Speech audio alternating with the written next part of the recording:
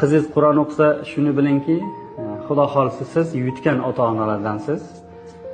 Bir voqeani sizlarga eslatma tariqasida aytib beraman. Bir ota-onani 15 yoshga kirgan qizchasi bor ekan.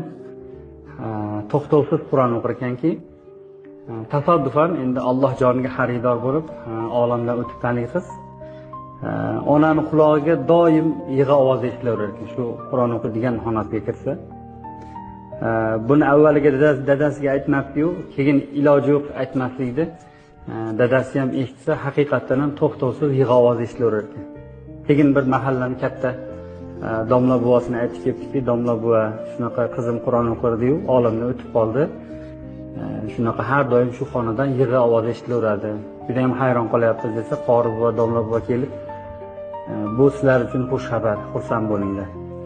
Qizingiz Qur'on o'qiydigan xonadonda farishtalar yig'layapti deb. Qizingizni Qur'on o'qishligini sog'ingan farishtalar yig'layapti deb. Qarang. Xudoya hammamizni qizlarimiz Qur'on o'qiydigan bo'lsin. Allohning kalomini og'zidan tushirmaydigan, kalomni hurmat qilib doim izzatlaydigan bo'lsin. Ilohim hammalarimizga shunaqa iffatli, iboli, hayoli qizchalar nasib qilsin azizlarim.